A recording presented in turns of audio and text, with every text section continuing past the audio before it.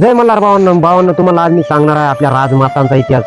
मित्रांनो, महान योद्धा तर फार झाल्या, पण पुण्यश्लोक ही एकच झाली.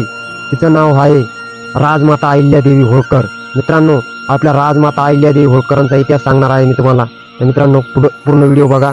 जिच्या त्यागामुळे जागा झाली आपल्या सर्व लेकरांना, तर त्यांचा व्हिडिओ पूर्ण बघायला विसरू नका. तर ऐका त्यांचा इतिहास. डॉक्टर बाबासाहेब आंबेडकर म्हणतात, जो समाज स्वतःचा इतिहास विसरतो तो समाज इतिहास निर्माण करू शकत नाही. तो समाज इतिहास जमावतो. अहिल्यादेवींचा लोककल्याणकारी इतिहास जमा करण्याचा इतिहासही ह्याच मातीमध्ये घडत आला. एका हातामध्ये शस्त्र आणि एका हातामध्ये दुसऱ्या हातामध्ये शास्त्र असणाऱ्या आणि अहिल्यादेवींच्या हातात फक्त पिंड दिला. त्यांना फक्त धार्मिकतेच्या बंदी करून टाकलं. अरे, हिमालयापेक्षा जास्त उंचीचं शौर्य पराक्रम होता अहिल्यादेवींचा. हळूहळू त्याला सह्याद्री एवढा करून, आता एखाद्या टेकडी एवढा करून, आणि हळूहळू तो इतिहास गायब झाला आमच्या डोळ्यासमोरून. बांधवांनो, पुराणामध्ये गौतम ऋषीची पत्नी असलेली अहिल्या आमच्या घराघरापर्यंत पोहोचली. या देशाच्या मातीमध्ये तब्बल 29 वर्ष राज्यकारभार करणारी पुण्यश्लोक अहिल्या मात्र अजूनही आम्हाला समजलेली दिसत नाही. पुराणातल्या अहिल्याला ऋषीने श्राप दिला आणि तिचा दगड झाला. प्रभू श्रीरामचंद्राच्या पायाच्या स्पर्शाने तिचा उद्धार झाला का नाही ते आम्हाला माहित नाही, पण पुण्यश्लोक अहिल्यादेवीच्या कार्याच्या पदस्पर्शाने रामासहित सगळ्या देवांचा उद्धार झाला, हे मात्र आम्हाला विसरून चालणार नाही. ज्याप्रमाणे छत्रपती शिवाजी महाराज हे पुरुषांमधले सर्वोत्तम राजे होते, त्याचप्रमाणे पुण्यश्लोक अहिल्यादेवी होळकर स्त्रियांमधल्या सर्वोत्कृष्ट राज्यकर्त्या होत्या. ही गोष्ट आम्हाला पहिल्यांदा लक्षात घ्यावं लागेल. मग कशी होती अहिल्यादेवींची जन्मवेळीची परिस्थिती? कशा घडली अहिल्यादेवी? असं म्हणतात, ज्या ज्या वेळी या सृष्टीवर अन्याय आणि अत्याचाराचा जन्म होईल, त्याच वेळी या सगळ्यांना संपवणारी एक व्यक्ती या मातीमध्ये जन्माला येईल. आणि तेच घडलं होतं. 31 मे 1725 साली मध्ये मानकोजी शिंदे अहमदनगर जिल्ह्यामधील चौंडी या गावात मानकोजी शिंदे आणि सुशीलाबाई यांच्या पोटी धनगर कुटुंबात एक कन्यारत्न जन्माला आली. ज्या कन्याच्या तेजानं साक्षात सूर्यही लाजला. मोठ्या आनंदानं ह्याच कन्याचं नाव अहिल्या असं ठेवण्यात आलं.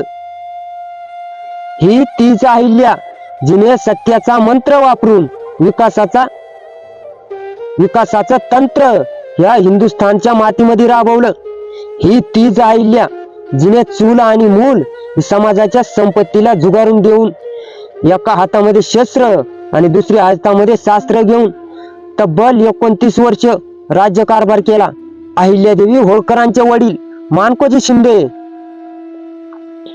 पराक्रमी लढवय्ये तर होते, पण मुत्सद्दी राजकारते पण होते. आणि म्हणूनच लहानपणापासून कुटुंबामधूनच अहिल्यादेवींना पण तलवार चालवणे, भाला फेकणे, घोडा चालवणे अशा प्रत्येक शिक्षण देत झाले होते. ही सुरुवात होती अहिल्यादेवींच्या व्यक्तिमत्वाच्या विकासाची. 1733 साली वयाच्या 8व्या वर्षी महापराक्रमी सरदार सुभेदार मल्हारराव होळकर यांचे सुपुत्र खंडेरावांसोबत अहिल्यादेवींचा विवाह संपन्न झाला. आणि मल्हारराव होळकरांच्या आशीर्वादाने आणि मार्गदर्शनाने अहिल्यादेवी होळकरांची वाटचाल सुरू झाली. खर तर अहिल्यादेवी होळकरांच्या इतिहासामध्ये कोणाचं असेल ते तर मल्हारराव होळकरांचे होते. कारण मल्हारराव म्हणजे पराक्रम, मल्हारराव म्हणजे सामर्थ्य, आणि मल्हारराव म्हणजे विश्वास, मल्हारराव म्हणजे अहिल्यादेवींच्या पाठीवर कायम पडत असलेली कौतुकाची थाप. मल्हारराव होळकरांनी आपल्या 8 वर्षाच्या सुनेला सांगितलं, युद्ध कसं लढावं, तलवार कशी चालवावी, तोफा, बारदाना, भाला, शमशेरी हे सगळं कसं चालवावं. युद्ध रणांगणामध्ये जेव्हा सुरू होतं तेव्हा तोफांचे भयानक आवाज होतात. तेव्हा निधड्या छातीनं त्यांना कसं समोर जावं लागतं ते मल्हारराव होळकरांनी अहिल्यादेवी होळकरांना शिकवलं. अहिल्यादेवींचे पती खंडेराव होळकर मल्हारराव होळकरांप्रमाणेच पराक्रमी होते. स्वतःची पत्नी अहिल्या धर्मशास्त्र, राज्यशास्त्र, नीतिशास्त्र हे आपल्यापेक्षा हुशार आहे. त्याचा खंडेरावांना विलक्षण अभिमान होता. खंडेराव म्हणायचे, मी युद्धामध्ये तरबेज आहे, पण मला धर्मशास्त्र कळत नाही. असं म्हणून अभिमानाने ते अहिल्यादेवींचं कौतुक करायचे. पण दुर्दैवाने काही स्वयंघोषित इतिहासकारांनी मल्हाररावांना व्यसनी, अय्याशी करणारे, रयतेची व राज्याची कदर नसणारे असा खोटा इतिहास लिहून बदनाम करण्याचं काम केलं. 3.5 वर्षापूर्वी काही समाजकारकंटकांनी संभाजी महाराजांचं चरित्र खोट्या इतिहासकारांनी बदनाम केलं. अगदी त्याचप्रमाणे खंडेराव होळकरांचं पण चरित्र देखील बदनाम करण्यात आलं. खर तर खंडेराव होळकर पण हा मल्हारराव प्रमाणेच सूर योद्धा होता. वयाच्या 12व्या वर्षामध्ये आपल्या वडिलांसोबत रणांगणामध्ये लढायला गेला होता. फौजेचं नेतृत्व केलं होतं. इतकंच काय, 1754 सालामध्ये कुंभेरच्या लढाईमध्ये पराक्रम गाजवत असताना खंडेरावांना वीरमरण आलंय. नवरा मेल्यानंतर स्त्रीनं सती जावं अशी आमोनास प्रथा त्यावेळी होती. पण मल्हारराव होळकरांच्या सांगण्यावरून अहिल्यादेवी होळकर त्यावेळी सती गेल्या नाहीत आणि महिलांवरती अन्याय करणाऱ्या अमानुष सती प्रथा लाथडण्याचं काम देखील अहिल्यादेवी होळकरांनी केलं होतं. अहिल्यादेवी होळकरांचा मुलगा मालेराव होळकर त्यांच्या देखील इतिहासामध्ये जाणीवपूर्वक कल्पोकल्पी गोष्टी रंगवून त्यांचा खोटा इतिहास पसरवला गेला. कित्येक कथागार आणि लेखकांनी मालेराव मनोरुग्ण होता असं लिहून ठेवलं. अरे कुणी सांगितलं, कुणी आणि का केली मालेरावांची बदनामी? त्या काळी जे उच्च वर्गीय बटपूर्व दरबारात यायचे, दान दक्षिणेच्या नावाखाली जे भेटेल ते सगळं घेऊन जायचे, त्यांचं कारस्थान ओळखून मालेरावांनी त्या दानामध्ये विंचू आणि विंगळ्या ठेवायचं काम करायचे. आणि विंचू त्यांना डसले की ते जोर जोरात हसायचे. ते लालच्या पोटी सोन्यावर पैशांवर झपाटून पडायचे. त्यावेळी विंचू आणि विंगळ्या त्यांना ढसायच्या. हे काम देखील मालेराव करत होते. अरे होळकरांनी हे राज्य कुणाची गुलामगिरी करून मिळवलेलं नाही. तलवारीच्या पातीवर आणि मनगटाच्या जोरावर हे राज्य होळकरांच्या वंशजांनी उभं केलंय. हा इतिहास आहे होळकरांचा. अगदी काश्मीरच्या नंदनवनापासून तर मलयगिरीच्या चंदनवनापर्यंत आणि काटेवाड पासून कलकत्त्यापर्यंत अखंड भारतामध्ये अहिल्यादेवी होळकरांनी 5000पेक्षा जास्त मंदिरं बांधली. प्रत्येक मंदिरांचा जीर्णोद्धार केला आणि घाट बांधले. कित्येक धर्मशाळा बांधल्या आणि कित्येक अन्नछत्र उभे केले. हिंदुस्थान मधल्या सर्व संपन्न राज्यांपेक्षा जास्त होळकरांचं राज्य होतं. असूनही अहिल्यादेवी होळकरांनी जी मंदिरं बांधली, शाळा बांधल्या, घाट बांधले, हिंदुस्थानाच्या खजिन्यामधून बांधले नाही. होळकरांच्या राज्यांचं जे एक वैशिष्ट्य होतं त्याप्रमाणे मासाहेब जिजाऊंचा खाजगी संपत्ती कोष होता. अगदी त्याच धर्तीवर मल्हारराव होळकरांनी आणि अहिल्यादेवींनी त्याचप्रमाणे देखील होळकरांचा पण खाजगी संपत्ती कोष तयार केला होता. आणि पिढ्यानपिढ्यापासून चालत आलेली जी संपत्ती आहे ती व्यक्तिगत वापरांकरता अहिल्यादेवींच्या कोषामध्ये ठेवली होती. स्वतः ब्रिटिशांनीच हे लिहून ठेवलंय.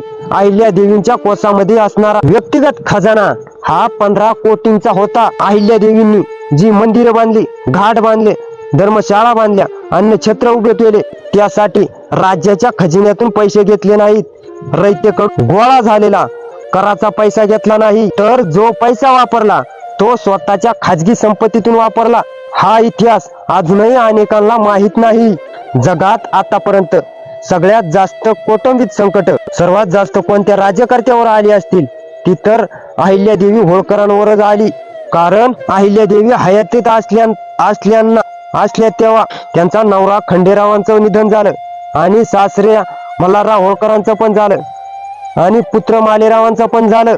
अशा वेळी संधीचा फायदा घेऊन गंगोबा चंद्रो दिमानानं राघोबा पेशव्याला पत्र लिहितो आणि त्या पत्रात सांगतो, होळकरांचा कोणीच राज्यकर्ता जिवंत राहिला नाही. बाई अबला आहे, एकटी आहे.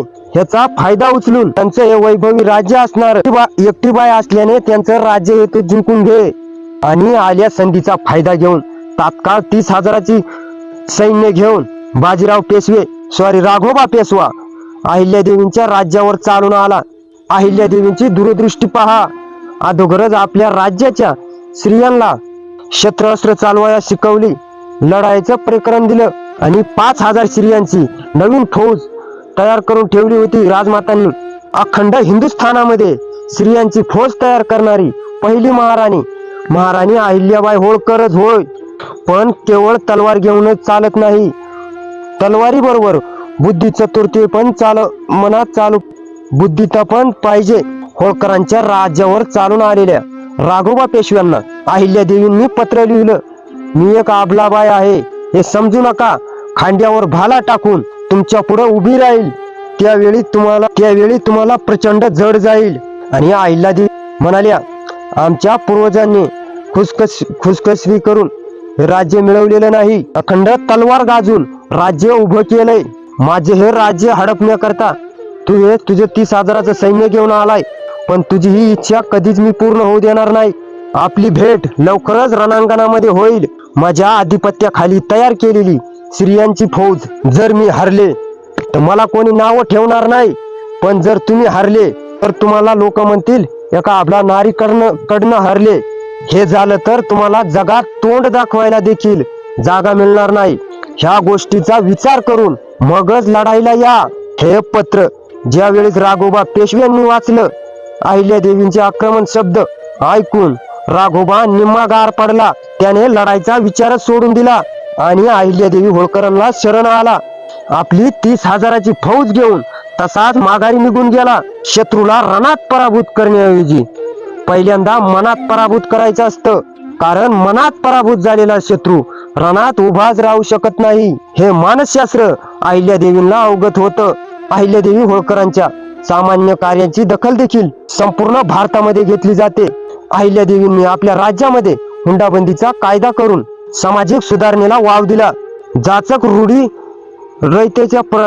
जाचक रूढीपासून रयतेची मुक्ती व्हावी यात अहिल्यादेवींनी सुटका दिली. अहिल्यादेवींचा हा पराक्रमी इतिहास सगळ्या जगाला माहीत पडणे हे गरजेचे आहे, कारण नवरा मेल्यानंतर मासाहेब जिजाऊ सती गेल्या नाहीत, अहिल्याबाई होळकर सती गेल्या नाहीत, सावित्रीबाई फुले सती गेल्या नाहीत.